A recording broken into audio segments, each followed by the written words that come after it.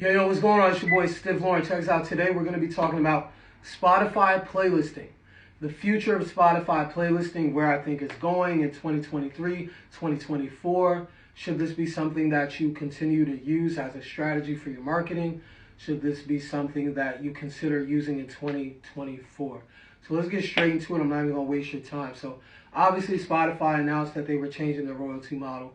So that is going to significantly affect playlisting. So how is it affecting playlisting? So before we even get into that, you do have to have a general understanding of playlisting.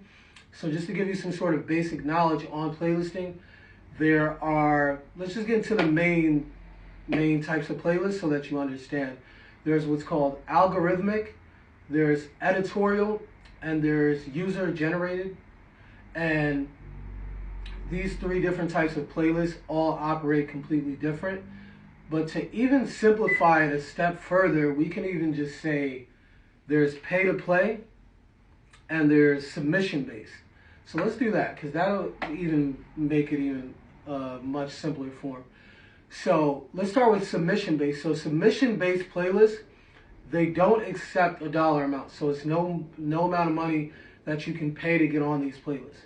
So these are higher quality playlists. So these are curators that are genuinely looking for good music, and they're pushing good music to their audience. So they're very strict on who they're placing on their playlist, because they have hungry listeners and they have like an active crowd. So they're just not accepting $200, $300, $400, $500, $600 just to put you on their playlist, because their playlist is more valuable than any dollar amount that you can offer them. So submission-based playlists. These are the playlists that much harder barrier to entry, much thicker barrier to entry. You can't just pay anybody to get on these playlists. So these are the playlists that you actually want to look for, because these are the playlists that are going to bring you genuine, real fans. And then you got the pay-to-play playlist, which Spotify is now considering to be fraudulent. And this is the thing, I'll be 100. These pay-to-play playlists, they're not fake playlists, if we're technically speaking. But the thing is, they're accepting bread to place you on their list without even listening to your record. So if you think about that, think about what type of quality listener you'll get from being on those types of playlists. I want to say the lowest quality listeners you could probably find, because playlisting in general is already extremely passive. Because when you think about it, anyone that's been on a playlist before, that have paid to get on playlists, we can all agree that playlists come with zero engagement. I'm talking about no engagement at all. Why is that? Is it even a real playlist comes with no engagement? Why is that? Because like I said earlier, it's a passive listening experience. So people are either listening in the background or they don't even know it's playing. So the only way that you'll be able to convert fans truly on playlists is if you have really outstanding music. If that's not the case, playlists won't really do much for you.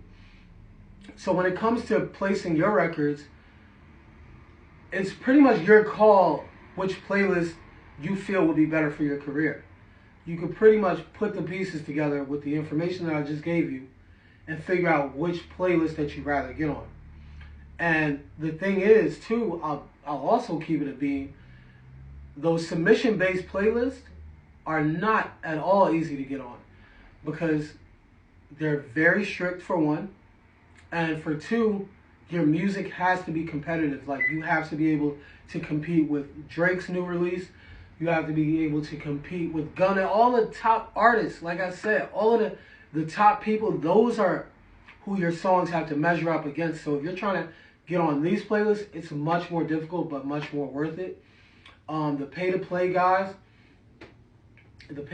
guys are, I don't even know if Spotify is even going to allow this to go on much further. Because what's going on is that Spotify is losing millions of dollars, because everyone has figured out a way to finesse the system. Because it's like, all right, if everyone could pay $200 to get on, you know what I'm saying? If people are paying certain dollar amounts to get on playlists, everybody's streams is going up. Spotify gotta pay that out. So Spotify is not liking that. And on top of that, Spotify is not getting PC from the curators that's accepting the bread.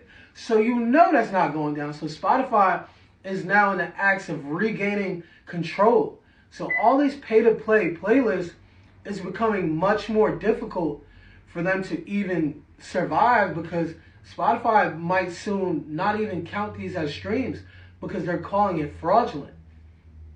And some of these pay-to-play guys, they don't have fraudulent playlists, like they're not fake playlists, but because of the fact that they're accepting bread for it, Spotify is considering that to be fraudulent, and they're saying that you're committing streaming fraud. And this is the thing, they're paying out so much bread that they had to figure out a way. You know what? We got to get this shit back under control, because if all these people are just paying bread and getting themselves lit, Spotify ain't paying that. They don't want to hear that. They calling it fraud. They calling it fake. So you got to be very careful when you're doing the pay-to-play stuff. You got to be able to vet these playlists. You got to be able to know that if it's a safe pay-to-play, I mean, either way you slice it, it ain't safe. I'm not even going to lie to you. So it's not the ones that I would recommend. But the ones that you have to submit to, the ones that are much harder to get into, those are the playlists that are going to be able to allow you to build a fan base, but that ain't enough either. So if you think you could just drop a video and just pay, and you could just get on, submit to all the and you submit to all of these people, and they're just going to place you, and your song goes to the moon, you're out of your mind. Playlisting is not even enough. As someone that has huge playlists, as someone that's around curators, I'm on the phone with curators all day long, I'm talking to curators, like, I'll tell you that playlisting is not enough. If that's solely what you are relying on to boom your career, you might as well just pack it up, because there's so many different things that you have to do. You got to run ads, you got to create content, you got to create short form content, then you got to test ads, then you got to spend bread on testing to see if you even have a low, you know what I'm saying, a low cost per, it's a lot of stuff that you have to do. So if you're someone that's not really hands-on with this stuff, you need to either learn to be hands-on with this stuff or find someone that is and kind of tap in with them, because 2024, Spotify is making some serious adjustments, and they ain't taking no shorts. They already lost millions of dollars paying out people for committing streaming fraud, and they ain't really jacking it no more. So you need to figure out new strategies to get people to your music. You need to figure out new creative strategies to get people to find out about your brand, because now people don't even want to be sold to. So you have to be super creative to find a way to generate some sort of content that's not overselling them, especially when it comes to your music. Especially nowadays, you can't even do the link in bio. Niggas run from link in bio. When we see link in bio, we scroll. It's just human behavior. It's fucked up, and it's the truth. It is what it is. So it's like you got to come out with more creative strategies. You just got to do things a lot more creative.